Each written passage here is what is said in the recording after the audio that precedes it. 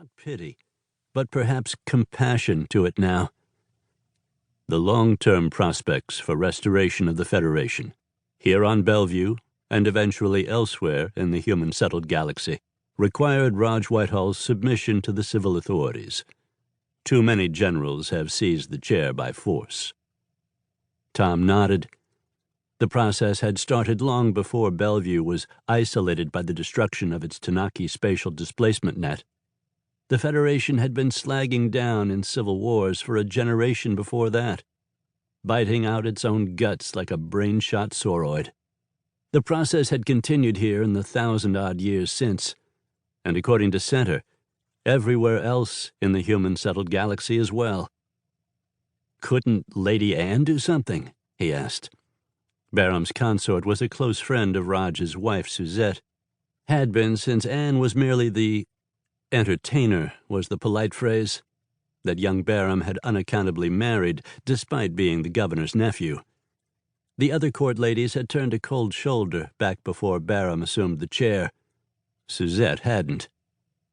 "She died 4 months ago," Raj said. "Cancer."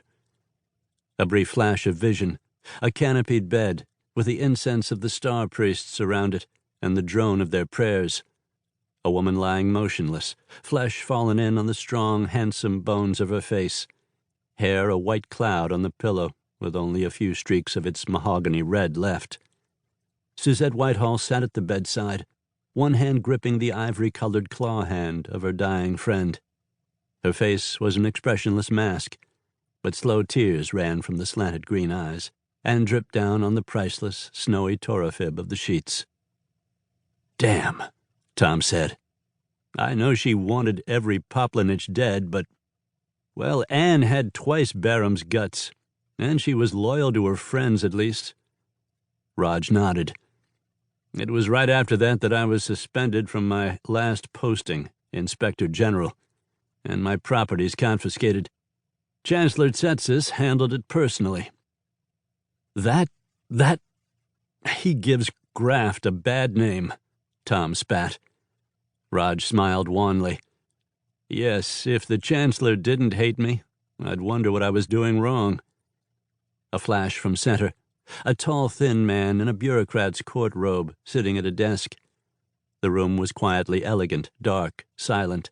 A cigarette in a holder of carved sauroid ivory rested in one slim-fingered hand.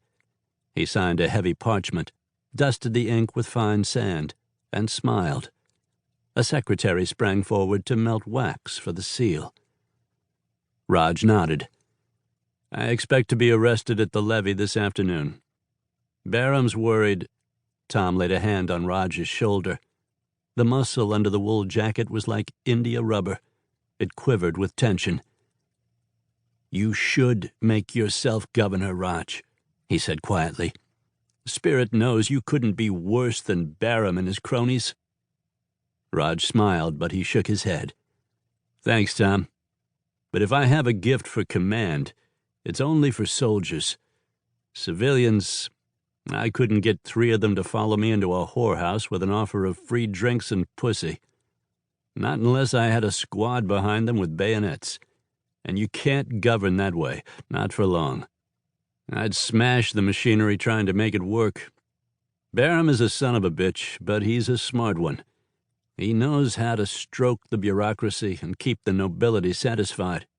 And he really is binding the civil government together with his railroads and law reforms. Granted, a lot of his hangers-on are getting rich in the process, but it's working. I couldn't do it. Not so's it'd last past my lifetime." "Observe."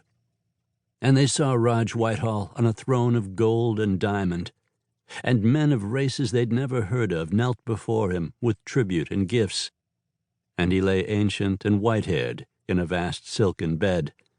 Muffled chanting came from outside the window, and a priest prayed quietly. A few elderly officers wept, but the younger ones eyed each other with undisguised hunger, waiting for the old king to die. One bent and spoke in his ear. "Who?" he said. "Who do you leave the keyboard and the power to?" The ancient Raj's lips moved. The officer turned and spoke loudly.